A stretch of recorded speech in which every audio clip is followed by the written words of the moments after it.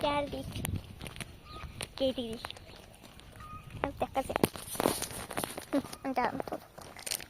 Kutum çıkıyorsun.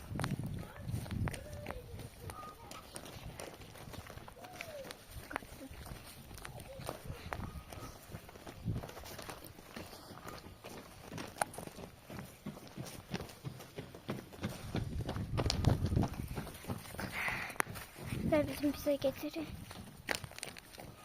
Gidiyoruz. Hadi gidelim, eve gidelim. Siz ben bahane bilemeyin diye gelmeliydiniz. Yok uydular. Hadi. Kurtardım Allah. Orada kurtardan sonra bizim yolumuz azar. Bizi orada kurtarır hadi. Bizim şu yerimiz Araz olacak yine. Burada bir tane maaşım şey var idi. O da kurtardı. Burada da korktum. Seni görürler adamın qabağına. Görür tanıdığımızda məcburen salam verəcək. Baxın. Gediriz.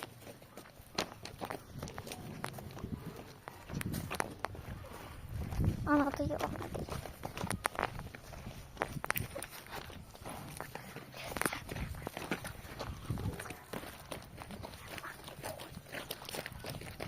Bayaqdan sizi tərk etdim. Qaça-qaça gəldim döngəyə kimi. Anada telefonu aldım. Ana heç bilmir. Bilir, yəni götürdüm dedim. Hadi geri çəkirəm. Danam bilmədi. Daha ora kimi gedib gəlirəm. Yəni onların dibinə kimi gedib gələcəm bilmir. Bir də ana bizi axtarır. Biraz səssiz gedək də. Ana səbişəcək. Mən də gördüm. Mən də gördüm o ki. Hadi qarayı gördüm. Ben de yenisini gördüm. Bu da Zeynep. Zeynep gelir. Qabağımıza tutmuşdur. Düt deneme. Düt deneme. Yürüsene. Sapışı değil mi? Üstüme bilmedi. Evet, o ki de hanadım benzetti. Ha, bana böyle baktı. Gitti. Son yer dalına baktı öyle. Dalına baka getirir. Hiç kim?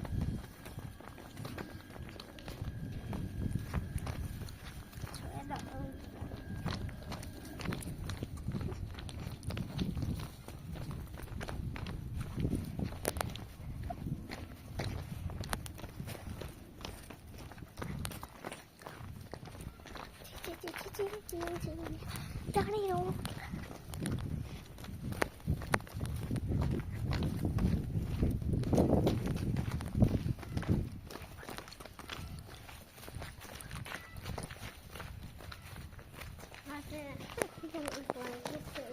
Bilmem.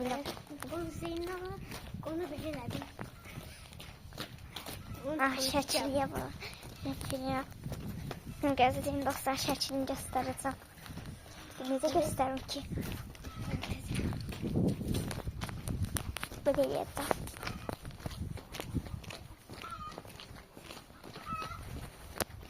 Gördünüz bilmem.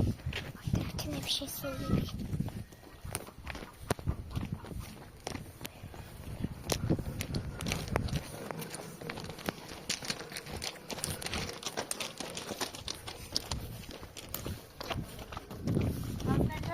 Yakışık.